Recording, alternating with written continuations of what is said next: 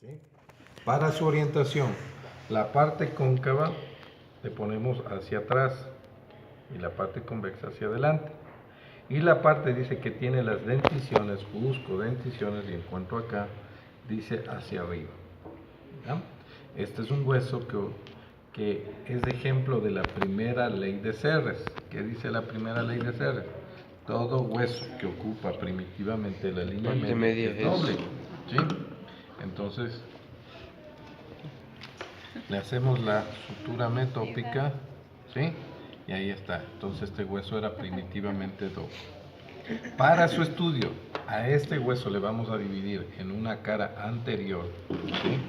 Que es cutánea, una cara posterior, que es endocraneal, y una cara inferior, que es órbito nasal, ¿sí?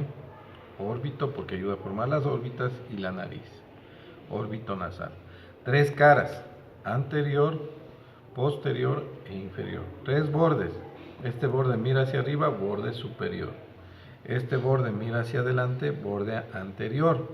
Y este borde mira hacia atrás, borde posterior. Listo, entonces vamos caras por cara y borde por borde. ¿Sí?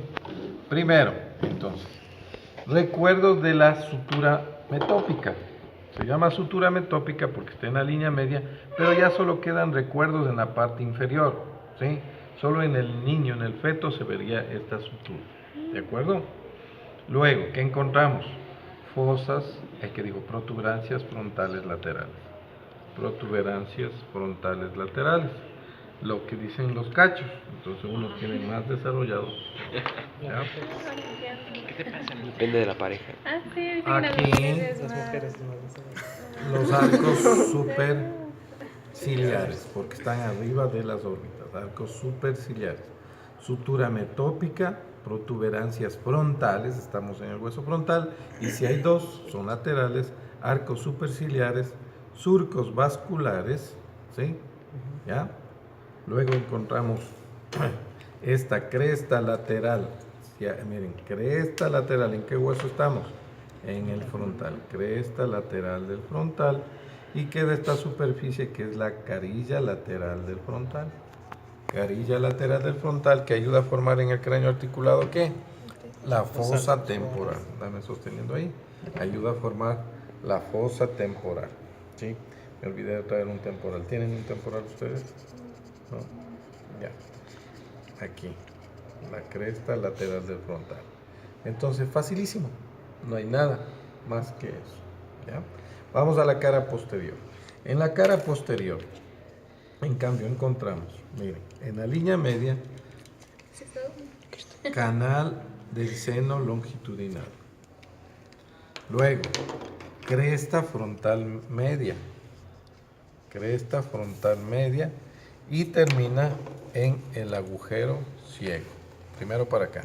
Canal del seno longitudinal, ¿quién va ahí? Una vena. Cresta frontal y agujero ciego. ¿Ya? Canal del seno, cresta, canal del seno longitudinal, cresta frontal media y agujero ciego. Para acá, canal, cresta y agujero. ¿Sí? Si acá teníamos protuberancias, aquí ¿qué vamos a tener? Fosas frontales laterales. ¿Sí? Miren, aquí sí, como todos los huesos endocraneales que tienen, surcos vasculares, impresiones digitales y eminencias mamilares. Pero esta cara se diferencia que la parte, los 2/3 superiores es cóncavo y mira hacia atrás, y la parte inferior, miren, es convexa. ¿Ya? Y pasen el dedito, ahí es donde más se tocan las impresiones digitales y las pásenle, por favor, y las eminencias mamilares. ¿Sí?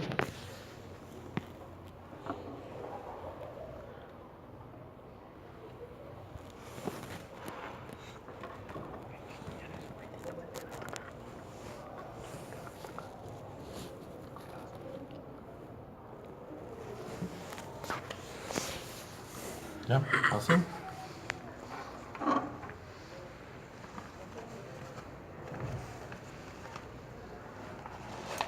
Esa convexidad es típica porque es el techo ¿de quién?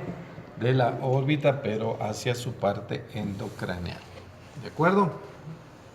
Nada más. Vamos a la cara inferior. La cara inferior son estas superficies triangulares, ¿sí?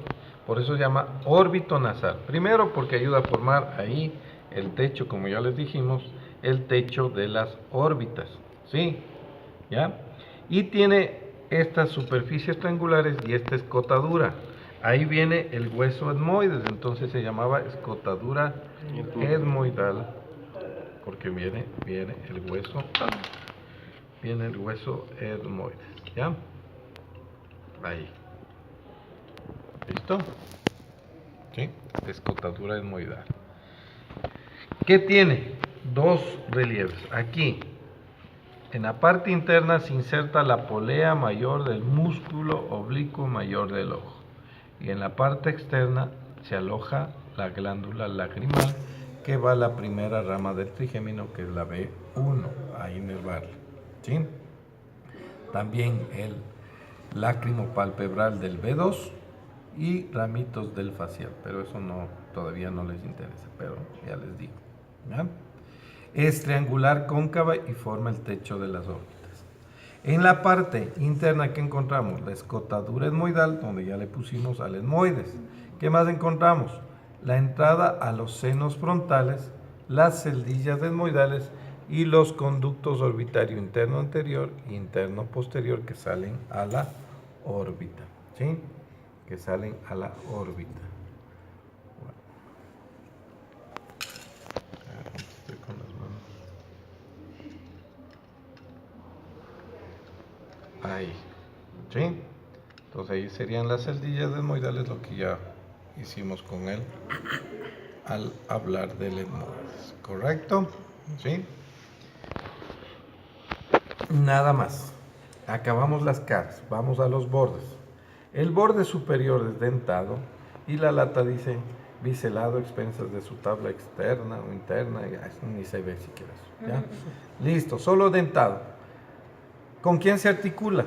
Se articula con los bordes anteriores del parietal. Bien. ¿Cómo se articula con los bordes anteriores? ¿Y qué sutura forma? La sutura coronal. ¿Sí? Sutura coronal. ¿De acuerdo? Toda esta sutura es la sutura coronal.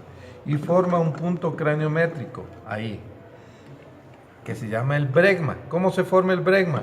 Entre el ángulo superior del frontal, los ángulos anterosuperiores de los dos parietales forman aquí este punto que se llama bregma. Sutura coronal y sutura sagital. Otra forma de decir sería decir el bregma en la unión de la sutura coronal con la sutura sagital. Pero la que yo les tomo es ángulo superior del frontal con los anteros superiores de los dos parietales, ¿sí?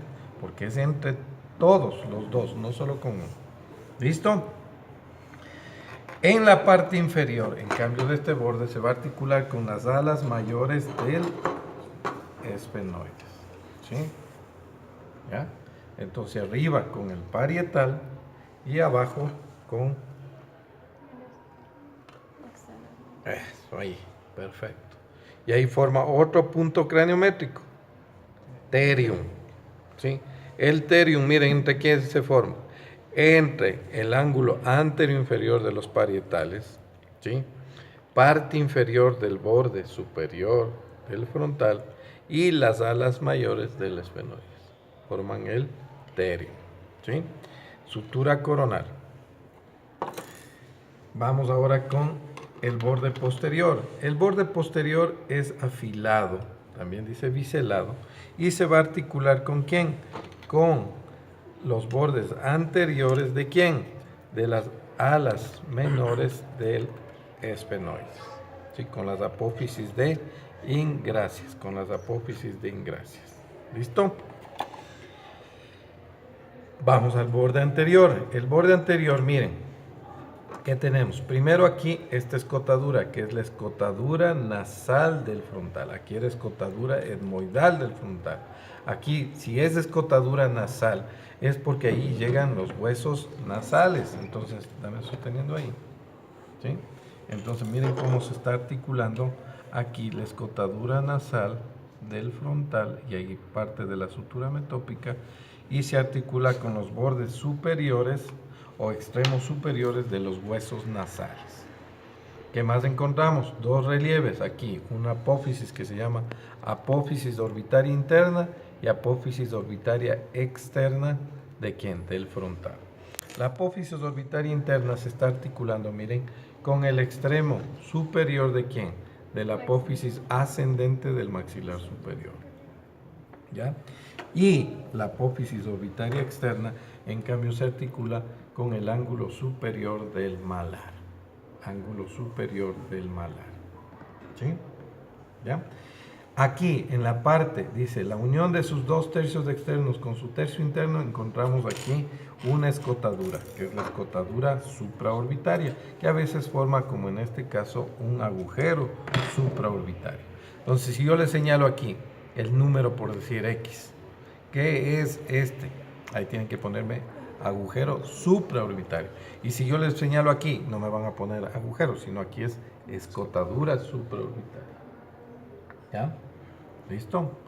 Ahora, la unión del borde anterior con el borde superior y el borde posterior, miren, da esta superficie rugosa que sirve para articularse con otra similar del esfenoides.